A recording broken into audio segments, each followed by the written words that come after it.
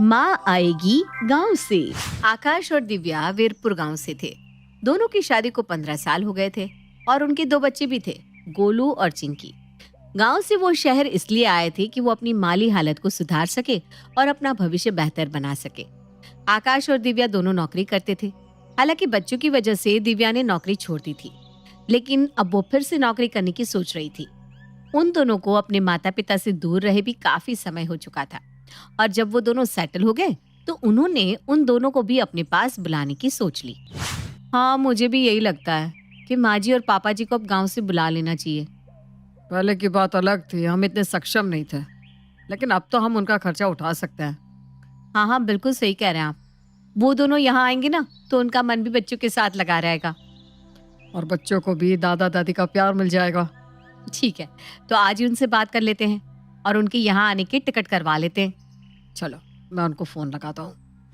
दिव्या और आकाश का सोचना ये था कि अब उन्हें अपने माता पिता को यहाँ बुला लेना चाहिए, जिससे बच्चों का और उसके माता पिता का समय भी अच्छे से गुजरे। इसी बात को ध्यान में रखते हुए आकाश ने माता पिता को फोन लगाया। हेलो, प्रणाम पापा, कैसे हैं आप? हम तो ठीक है यहाँ बेटा, तुम कैसे हो? और बच्चे? हम सब भी यहाँ ठीक है पापा। हम सोच रहे थे कि अब आपको यहाँ आ जाना चाहिए। अब हम दोनों भी सेटल हो गए हैं, अच्छा खासा कमा भी रहे हैं, इसलिए आप और माँ यहाँ आ जाइए। अच्छा, पर तुम्हें और बहू को कोई तकलीफ तो नहीं होगी ना हमारे वहाँ आने से? अरे कैसी बात कर रहे पापा, हमें क्यों तकलीफ होने लगी? वो तो पहले हम खुद अपने पैरों पर खड़ा होना चाहते थे, इसलिए आप लोगों से अलग थे। अब यहाँ सब कुछ अच्छा हो गया है, आप और माँ यहाँ आ जाइएगा। 1 मिनट, अपनी माँ से ही बात कर लो। हाँ आकाश बेटा, ये तो तुमने बहुत अच्छा सोचा। हमें बिना तुम्हारी, गोलू की, चिंकी की बड़ी याद आ रही थी, इसीलिए तो कह रहे हैं माँ हम टिकट भिजवाते हैं, आप लोग आ जाइए यहाँ। हम 5 दिन के बाद की टिकट निकलवाते हैं, तब तक आप अपना सामान बांध लीजिए। ठीक है बेटा। चलो अच्छा है, अब हम भी आकाश के साथ वहीं रहने जा रहे हैं। हाँ अच्छा तो है, पर कुछ दिन पहले आकाश फोन पे कह रहा था कि दिव्या फिर से नौकरी करने वाली है। कहीं हमें इसलिए तो नहीं बुला रही बहू कि हम उनके घर का काम करें और वो आराम से ऑफिस में काम करें? अरे अब ये सब तो चल कर ही पता चलेगा ना। और यहाँ भी तो घर का काम करती हो, वहाँ थोड़ा सा काम कर लिया तो क्या फर्क हो जाएगा? आप ना कुछ समझते ही नहीं हो जी। हम सब कुछ समझते हैं। देखो बेटा, बहू प्यार से बुला रहे हैं, वहाँ चलकर कोई तमाशा मत कर देना, समझी? हम कहाँ कुछ करते हैं जी, आप तो जब देखो हमें ही कोसते रहते हैं। चलो अब बातें बंद करो और सामान बांधना शुरू कर दो। हाँ हाँ ठीक है। कावेरी को डर था कि दिव्या उसे वहाँ इसीलिए बुला रही है जिससे वो उसे घर और बच्चे को संभालने को दे दे और खुद ऑफिस जाकर काम कर सके। लेकिन दिव्या के मन में क्या था, अब वो तो वहाँ जाकर ही पता चलने वाला था। आकाश देखो, माँ जी और पापा जी का कमरा ठीक है ना? मैंने यहाँ सब कुछ बदल दिया है जैसा उन्हें पसंद है। हाँ, ये सही किया तुमने। वो क्या है ना, वो गांव से आ रहे हैं तो उन्हें अलग अलग नहीं लगना चाहिए। मैं समझती हूँ, इसीलिए तो मैंने उनके कमरे में सब कुछ उनकी सुविधा के हिसाब से ही रख दिया है। वो लोग आज शाम को ही ट्रेन से उतर रहे हैं, मैं उन्हें ऑफिस से आते वक्त लेता आऊंगा। ये दादी आ रही है, अब तो बहुत मजा आएगा। हाँ, अब तो पूरा दिन तुम दोनों को उन्हीं के साथ रहना है, समझे दोनों? हाँ हाँ, हम तो उनके साथ ही रहेंगे मम्मा। आकाश शाम को अपने माता पिता को घर ले आया। दोनों आकाश का घर देखकर काफी दंग रह गए। अरे वाह, आकाश क्या घर बनाया है बेटा, ये तो महल से कम नहीं लग रहा सच में। सच में, गांव में ऐसे घर तो बस साहूकार लोगों के ही होते हैं। पापा हम भी तो साहूकारी हैं अब। मेरा मतलब है मैं अच्छा कमा लेता हूँ, इसलिए आपको फिक्र करने की जरूरत नहीं है। मैं चाहती हूँ तो हमेशा आगे बढ़ता रहे बेटा। माँ जी पापा जी आइए, खाना लग गया है, बैठिए। बहू, तुमने घर को तो बहुत अच्छे से सजाया है। हाँ दिव्या बहू, ये बात तो माननी पड़ेगी कि तुमने घर को बहुत सुंदर बनाया है। साथ में नौकरी, बच्चों को संभालना, कितनी होशियार है हमारी बहू। सच में, आजकल इतना सब एक साथ कर पाना कितना मुश्किल है, लेकिन तुमने तो सब कुछ बड़े अच्छे से संभाला है। बस नजर ना लगे मेरे बेटे बहू को। ये सब तो आप दोनों का आशीर्वाद है माँ जी। लीजिए, आप दोनों खाना शुरू कीजिए, मैं गरम गरम रोटियां लेकर आती हूँ। आकाश के माता पिता के आने से घर का माहौल और भी अच्छा हो गया था। और तो और बच्चे भी खुश हो गए थे दादा दादी के आने से। गोलू, चिंकी, चलो तुम दोनों अब दादा दादी को आराम करने दो, बहुत हो गया खेलना। नहीं मम्मा, थोड़ी देर खेलने दीजिए ना दादा दादी के साथ। अरे कल सुबह तुम दोनों का स्कूल है ना, चलो। और दादा दादी दोनों थक गए हैं, उनको आराम करने दो। वैसे भी कल से तो हमारे साथ ही रहेंगे ना। ठीक है मम्मा। चलो दोनों अपने कमरे में। माँ जी, पापा जी, कल से मैं भी फिर से नौकरी शुरू कर रही हूँ। हाँ हाँ बहू, तू आराम से नौकरी करने जा। यहाँ हम दोनों है ना, हम सब संभाल लेंगे, तू बेफिक्र होकर जा। कावेरी ठीक कह रही है बहू।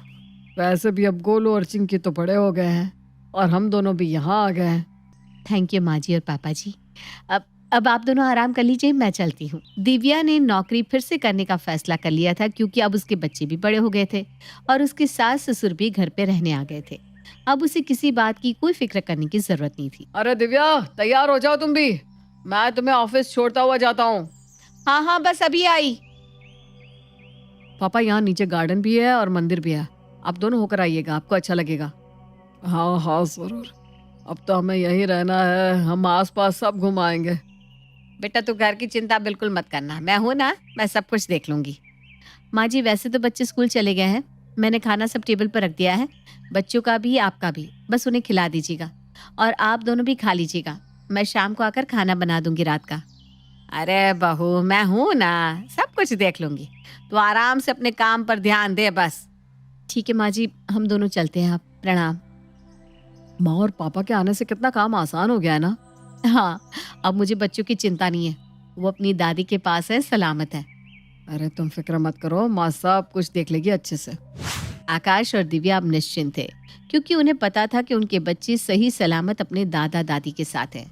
लेकिन कावेरी को अब भी दिव्या की बातें खटक रही थी। देखा, 2 दिन हुए नहीं हमें यहाँ आए और कैसे नौकरी पर चली गई। अरे तुम फिर से शुरू मत हो जाओ अभी। दिव्या बहू बहुत ही अच्छी है, तुम खामखा उस पर शक करती रहती हो। अरे मैं कहाँ कह रही हूँ कि दिव्या बुरी है, मैं तो बस एक बात कह रही थी। खैर ठीक ही है, दोनों कमाएंगे तभी तो घर चल पाएगा। ये कि ना तुमने समझदारी वाली बात। चलो अब मुझे नाश्ता दे दो, थोड़ी देर में बच्चे भी आते होंगे। हाँ जी, देती हूँ। चिमन काफी समझदार और सुलझा हुआ इंसान था, इसलिए वो हमेशा ही कावेरी को संभाल लेता था। दोनों ने नाश्ता किया और उसके बाद थोड़ा सा आराम किया। इतने में बच्चे भी आ गए। अरे आ गए बच्चों। दादी, बहुत भूख लगी है, जल्दी से खाना दे दीजिए। अरे हाँ हाँ, तुम दोनों हाथ मुंह धो लो, मैं अभी खाना लगा देती हूँ। ठीक है दादी, हम अभी हाथ मुंह धोकर आते हैं। वाह, पास्ता मेरा फेवरेट, मेरी मम्मी ने मेरे लिए बनाया होगा। यस। अरे वाह, मम्मी को पता है गोलू को ये सब पसंद है, इसीलिए तो तुम्हारे लिए स्पेशली बनाया। क्यों? लेकिन मुझे पास्ता ज्यादा पसंद नहीं है। हाँ वो बात तो है, लेकिन अब मम्मी गोलू के लिए स्पेशल बनाती ही है, क्योंकि उन्हें पता है कि वो और कुछ खाता नहीं। अब तुम्हारे लिए नहीं बनाया क्योंकि तुम बड़ी हो, है ना, शायद इसलिए। हाँ, इसीलिए शायद मैं बड़ी हूँ, समझदार हूँ। हाँ, और वैसे भी मैंने देखा है कि मम्मी ना गोलू को ज्यादा लाड करती है, वो छोटा है ना। चलो चलो खाना खा लो, जल्दी करो। बच्चों का पूरा दिन दादा दादी के साथ अच्छा बीता और शाम को जब दिव्या और आकाश लौटे तो बच्चे काफी खुश थे। बस चिंकी थोड़ी सी नाराज थी। देखो तो दोनों कैसे खुश लग रहे हैं। पापा, हमने दादाजी के साथ खूब मस्ती की आज। उनको परेशान नहीं किया ना? अरे नहीं नहीं नहीं, इनके साथ तो हमारा बचपन याद आ गया हमें। चिंकी क्या हुआ, तुम इतनी उदास क्यों लग रही हो? आपने मेरे लिए स्पेशल क्यों नहीं बनाया? गोलू के लिए पास्ता बनाया। ओह सॉरी, कल ना मैं आपके लिए कुछ स्पेशल बना कर जाऊंगी, ठीक है? ठीक है। ये हुई ना बात, दो ताली। धीरे धीरे दिव्या भी अपने काम में सेट हो गई। चिमन और कावेरी को भी अब यहाँ मजा आने लगा था, लेकिन कावेरी को अब भी दिव्या से न जाने कैसी तकलीफ थी, जो दूर होने का नाम ही नहीं ले रही थी। माँ जी, आज से मैंने आधे दिन के लिए काम वाली को भी रख दिया है। आज से वो आपका कमरा, रसोई सब कुछ साफ करती हुई जाएगी। हाँ माँ, आप और पापा बस आराम से बच्चों के साथ वक्त बिताइए। अरे दिव्या बेटा, कावेरी को इस घर में काम क्या होता है? खाना और बाकी सब काम तो तुम करके जाती हो, बस इसे बच्चों को ही तो देखना होता है, और क्या? जी पापा जी, लेकिन अब इनकी भी उम्र है, वो ये सब काम क्यों करे, इसलिए मैंने आज से काम वाली रख दी है। अरे तुम फिक्र मत करो, मैं सब कुछ देख लूंगी, तुम दोनों आराम से काम पर जाओ। ठीक है माँ जी। चलो दिव्या, मुझे आज लेट हो रहा है। आकाश, आजकल चिंकी पता नहीं क्यों उखड़ी उखड़ी रहती है, कई बार तो गुस्सा भी हो जाती है। अरे बच्ची है, शायद तुम्हें मिस करती होगी। हाँ, ये भी हो सकता है, रात को मैं उसे ज्यादा समय दे दूंगी, ऐसा ही करूंगी। ये सही बात है। दिव्या और आकाश के जाने के बाद कावेरी आराम से अपने कमरे में टीवी देख रही थी। तभी गांव से फोन आता है। हेलो, कैसी हो शीला? अरे कैसी हो कावेरी, तुम तो शहर जाकर हमको भूल ही गई। अरे अब यहाँ काम ही इतना होता है कि क्या ही बताएं। बहुत काम होता है? क्या मतलब? वहाँ जाकर तुम काम करती हो क्या? अब कहने को तो ये हमारे बेटे बहू का घर है, लेकिन दोनों नौकरी करते हैं तो घर हमें ही देखना होता है, बच्चों को भी ना हमें ही देखना होता है। तभी तुमको गांव से शहर बुला रहे ये लोग। अरे कोई बात नहीं, अब अपने ही पोते पोती है, उनका काम करने में क्या दिक्कत, लेकिन अब ना हमारे घुटने भी काम नहीं करते बस। अरे अब इस उम्र में इतना काम करे रही तो घुटने तो दुखेंगे ही। खुद को चली जावे है काम पे, पीछे तुम्हें घर और बच्चे सौंप जावे हैं। ये क्या बात हुई भला?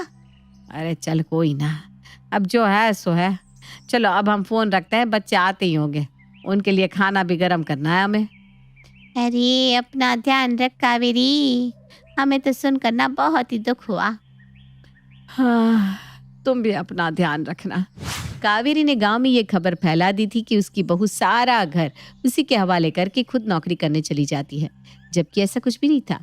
लेकिन यहाँ तक तो फिर भी ठीक था, पर कावेरी ने जो बीज चिंकी के मन में डाला था उसका नतीजा बहुत बुरा होने वाला था। अरे आ गए तुम दोनों? हाँ दादी, दादी देखिए मुझे स्टार मिला। अरे वाह, ये तो बहुत अच्छी बात है। हाँ, मम्मी ने मेरी मदद की थी इस प्रोजेक्ट को बनाने में। अरे वाह, मम्मी तो गोलू की हर बात मानती है। गोलू लड़का जो है छुट्टा भी है ना, क्या चिंकी? हाँ, मम्मी हमेशा ही गोलू की बात मानती है, क्योंकि वो लड़का है और मैं लड़की, इसलिए वो सब कुछ स्पेशल उसके लिए ही करती है। अरे चिंकी बेटा, गुस्सा मत हो, यहाँ जाओ, यहाँ आ जाओ बच्चों मेरे पास। मम्मी गोलू से ज्यादा प्यार करती है क्योंकि वो लड़का है।